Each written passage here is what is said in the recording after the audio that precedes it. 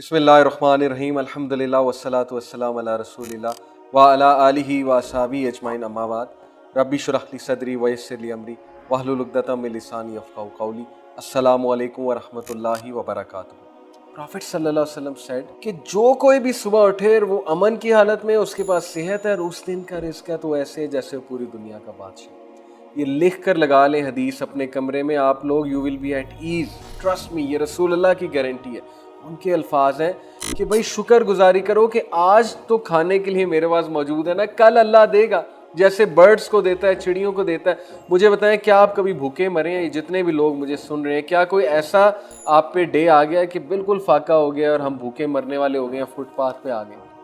तो अल्लाह ताला सबको देता है, लेकिन हमारे अंदर ये नाशुक्री और ये तज़ब्ज़ब और ये बेचैनी क्यों पैदा होती है? Because we are always seeing Instagrams, we are always seeing Facebook, we are always following people, we are seeing pages of brands and clothes and cars। फिर एक रिश्तेदार की पोस्ट आती है कि उसने नई V8 ले ली है, फिर एक रिश्तेदार की पोस्ट आती है कि वो तो फ़लाने होटल में सालगिरह मना रहा है, फिर एक की आती है कि वो तो फ़लानी जगह इटली में या थाईलैंड में छुट्टियां मनाने गए हैं और मैं यहाँ क्या कर रहा हूँ, मैं गुर्बत में रह रहा हूँ या गुर्बत में रह रही हूँ, मेरे पास तो कुछ भी नहीं। और फिर कंपैरिजन्स होते हैं, उसका खामद तो ये करता है, उसकी वाइफ तो ये करती है, उसके ससुराल वाले ने तो ये गिफ्ट दिया, उसके अब्बू ने तो ये किया और उसने ये किया और वो किया। And this message up our life, such a depressed life, इतनी हॉलो लाइफ, दूसरों के साथ कंपैरिजन और अल्लाह का शुक्र ना करना और दूसरों के घर देख देख के, गाड़ियाँ देख के कंपैरिजन्स करते फिरना। वी शुड थैंक अल्लाह कि हमारे पास इस दिन का रिज़्क़ तो एटलीस्ट मौजूद है। सब्र करो, पेशेंट रहो और एंड्योर करो एंड स्टैंड गार्ड, हर वक्त अपने गार्ड पे रहो एंड फियर अल्लाह, और अल्लाह ताला से डर डर के ज़िंदगी गुजारो, यानी बी कॉन्शियस ऑफ अल्लाह, ताकि तुम तुफ्लिहून, ताकि तुम फलाह पाने वाले बन जाओ। और फिर अल्लाह सुब्हानहू व तआला ने कहा, वलनब्लुवन्नकुम बिशैइन मिनल खौफि वल जूइ व नक्सिन मिनल अमवाली वल अनफुसी वस्समराति वबश्शिरिस साबिरीन। We will surely test you with something of fear and hunger and a loss of wealth and lives and fruits, but give glad tidings to the patient ones। And this is Surah Al-Baqarah verse 155 कि बशारत दे दो सब्र करने वालों को कि जिन्होंने loss में बर्दाश्त की और अपने मुंह से नाशुक्री के जुमले नहीं निकाले और कम पर इक्तिफा कर गए, जितना हमने उसे दिया था उस पर वो राज़ी हो गए। इसका ये मतलब नहीं है कि हम ग्रो नहीं कर सकते, हमें ग्रोथ की तरफ नहीं जाना चाहिए, लेकिन not on the expense of the philosophy of life. कुछ लोग बहाना करते हैं कि हम तो ग्रो कर रहे हैं, लेकिन ग्रो करते करते वो नमाजें भी छोड़ रहे हैं, बाजमात नमाज भी छोड़ रहे हैं और वो सारी चीज़ें छोड़ रहे हैं जो इस्लाम ने करने के हुक्म दिया। तो ये कौन सी ग्रोथ है? ऐसी ग्रोथ से अच्छा है कि बंदा गरीब ही रहे और नमाजें पढ़ ले, सीधी सी बात है। आखिरत तो अपनी सेव कर ले, लेकिन ग्रो करने में कोई हर्ज नहीं। बहरहाल देन सूरह ज़ुमर में वर्स 39 चैप्टर 39 वर्स 10 में अल्लाह सुब्हानहू व तआला सेज, इन्नमा युवफ़्फ़स साबिरून अजरहुम बिगैरि हिसाब, बेशक स्वाबिरीन को अल्लाह ताला बेहिसाब अजर देगा, यानी इतना अजर देगा, इतना अजर देगा कि इंसान सोच भी नहीं सकता। एक हदीस में आता है कि नबी अकरम सल्लल्लाहु अलैहि वसल्लम ने कहा कि एक शख्स जिसको सारी उम्र गम हुआ है, कि एक शख्स जिसको सारी उम्र गम और मुसीबतें और पता नहीं क्या क्या झीला होगा, उस शख्स ने, खातून या मर्द जो भी होगा, उसको अल्लाह सुब्हानहू व तआला क़यामत वाले दिन लाएंगे और जन्नत की नहर में एक डुबकी दिलवाएंगे और उसके बाद निकालेंगे और कहेंगे कि क्या तुम्हें कभी गम हुआ? तो वो कहेगा, ए मेरे रब, गम क्या होता है? यानी इतनी मोटिवेशनल अहादीस हैं, इतनी ज़बरदस्त अहादीस हैं, इतना मवाद मौजूद है इंसान के मोटिवेट होने के लिए और ज़िंदगी की मुश्किलात से लड़ने के लिए, और चाहे जो मर्ज़ी टेस्ट और ट्रायल आ रहा है उससे सब्र के साथ डील करने के लिए कितनी मोटिवेशन है। लेकिन हम पढ़ते नहीं हैं, इसलिए हम डीमोटिवेटेड रहते हैं, हम शैतान के चंगल में आ जाते हैं, शैतान हमें होपलेस करता है। So we need to go to the Quran and हदीस, we need to really read this हदीस। और फिर एक आयत में अल्लाह सुब्हानहू व तआला फरमाते हैं सूरह मोहम्मद में चैप्टर 47 वर्स 31, वला नब्लुवन्नकुम हत्ता नअलमल मुजाहिदीना मिनकुम वस्साबिरीना व नब्लुवा अखबारकुम, we will surely test you until we make evident those who strive among you and are patient and we will test your affairs। अल्लाह ताला कहते हैं कि हम तुम्हें ट्राई करते रहेंगे, टेस्ट करते रहेंगे, यहाँ तक कि हम देखेंगे तुम में से स्ट्राइव करने वाले कौन है और पेशेंट कौन है। तो ये ज़िंदगी का फ़लसफ़ा है कि टेस्ट हम होते रहेंगे मुख्तलिफ अंदाज से। ये सेकंड प्रायोरिटी पे।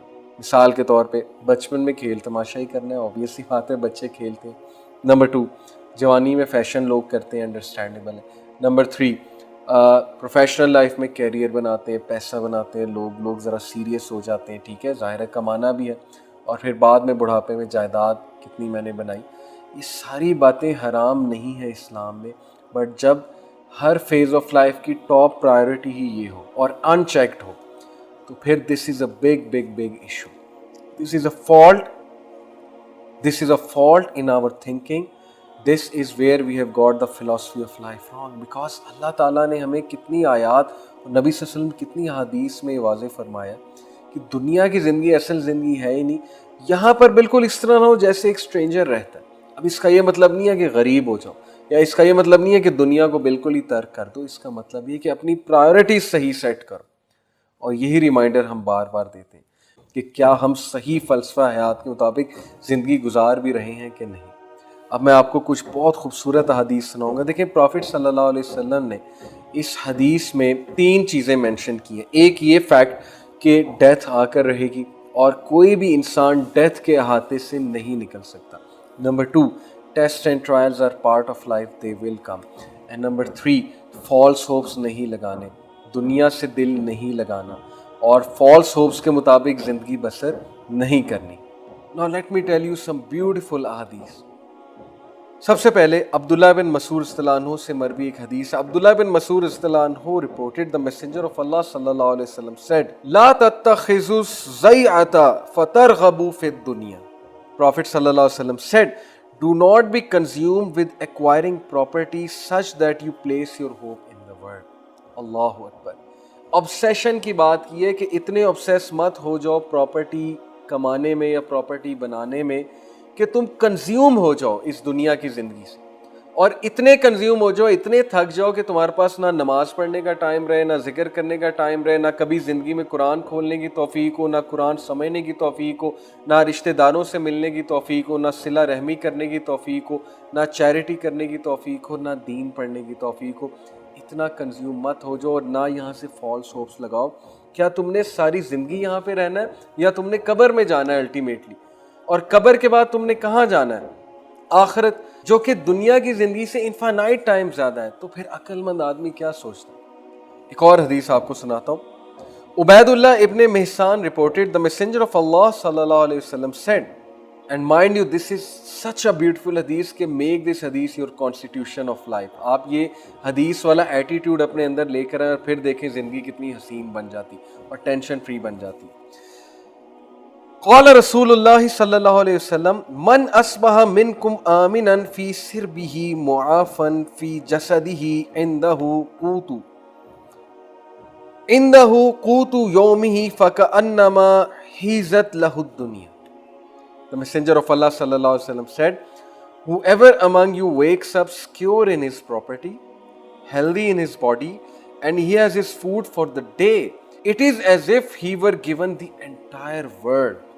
سنن ترمذی حدیث نمبر 2346. اللہ اکبر. اللہ کے نبی صلی اللہ علیہ وسلم نے کہا کہ جو کوئی بھی صبح سو کر اٹھے اور وہ سکیور ہے، اس کی پراپرٹی سکیور ہے، خانہ جنگی نہیں ہے، وہاں پر امن ہے.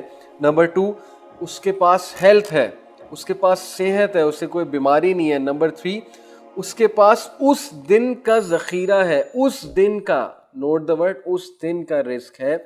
It is as if he were given the entire world. اللہ اکبر.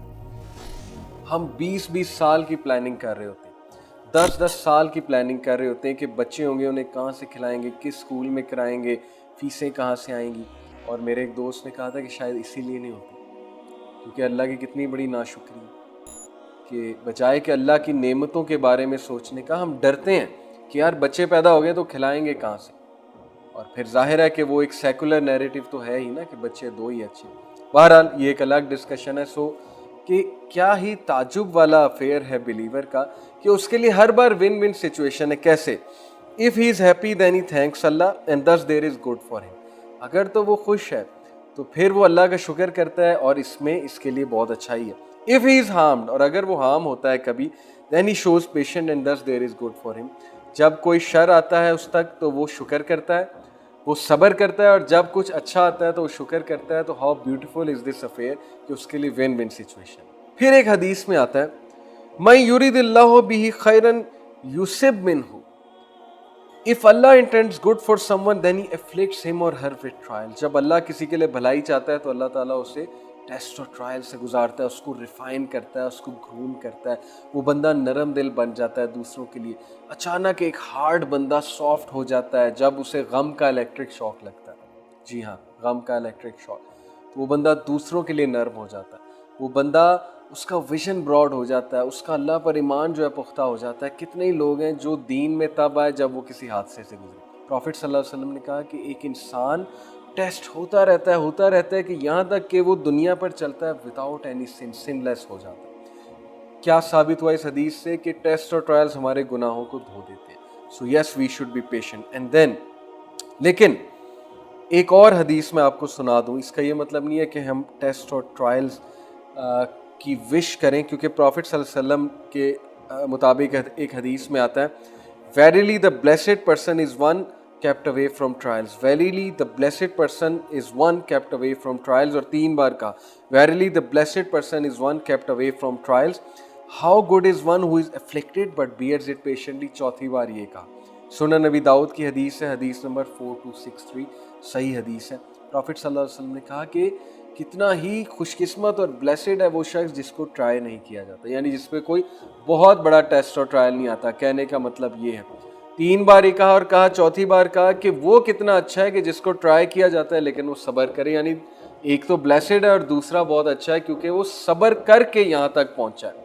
اور کچھ کس قسمت ہیں کہ وہ بہت اچھی, مطلب کہ ان کی لائف میں ایسا کو ٹرائل نہیں آتا. تو یس, ہمیں یہی کہا گیا کہ ہم ٹیسٹ اور ٹرائل سے پناہ مانگیں. جیسے کہ ایک حدیث میں آتا ہے You will not be given anything after sincere faith as good as security. So ask Allah for security. Aafia مانگو. فَاسْأَلُوا اللَّهَ الْعَافِيَةَ. اللہ تعالیٰ سے عافیت کا سوال کرو, کیونکہ اچھے ایمان کے بعد جو سب سے اچھی چیز تمہیں ملے گی وہ عافیت ہے. تو اپنے بچوں کے لیے, پیرنٹس کے لیے خاص ہے یہ میری ریکویسٹ کہ اپنے بچوں کے لیے اس سے پہلے کہ یہ دعا کریں کہ اللہ میرا بچہ انجینئر بن جائے, ڈاکٹر بن جائے, اس کی سیلری بہت لگ جائے, سب سے پہلے ان کے لیے یہ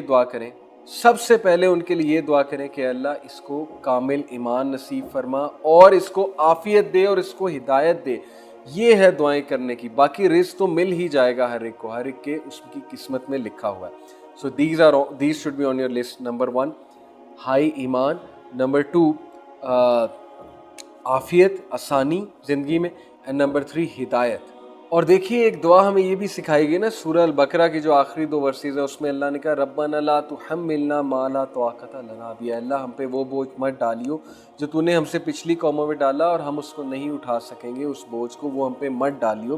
تو we are to ask Allah subhanahu wa ta'ala for ease and for Aafia. سب سے بدترین فتنہ کیا ہے؟ ٹرائل کی بات ہو رہی ہے. Huzaifa said it is when good and evil are before you and you do not know which of them to follow. سبحان اللہ.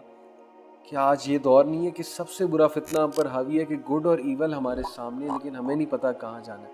ہم پہچان ہی نہیں رہے کہ گڈ کیا اور ایول کیا, اور ہم بس چلی جا رہے ہیں, جہاں لوگ جا رہے ہیں وہاں ہم چلی جا رہے ہیں. اور یہ ہمارے نوجوانوں کا حال ہے, پتہ ہی نہیں اچھا کیا ہے, پتہ ہی نہیں برا کیا, اور بس چلی جا رہے ہیں. اللہ نے رزق لکھ دیا ہوا ہے. اپنے بندے کو اللہ مختلف سٹیجز پہ رزق دیتا ہے. جب اللہ اسے رزق دیتا ہے وہ اس کا شکر ادا کرتا ہے تو اللہ اس میں بلیسنگ بھرتا ہے, برکت دیتا ہے اور اس کو ایکسپینڈ کرتا ہے, انکریز کرتا ہے. whoever is not content he will not be blessed in it. اور جو کوئی شکر نہیں کرے گا, کنٹینٹ نہیں ہے, گریٹیٹیوڈ شو نہیں کرے گا, نہ شکری شو کرے گا, اریٹیشن شو کرے گا, تو پھر اللہ اس کو اس میں برکت نہیں دے گا, بلیسنگ نہیں دے گا. بڑے افسوس کے ساتھ کہنا پڑتا ہے کہ آج لوگوں کے دل اتنے سخت ہو گئے ہیں کہ وہ کہتے ہیں کہ یار بلیسنگ کا کیا کرنا ہے, بس پیسے آنے چاہیے, پیسے کمائی جاؤ. پیسے تو بہت آ جاتے ہیں 2 نمبر طریقے سے اور بڑے طریقوں سے, لیکن اس میں بلیسنگ نہیں ہوتی. جب اس پیسے میں بلیسنگ نہیں ہوتی تو پھر بہت سی مصیبتیں ہم پر آتی ہیں.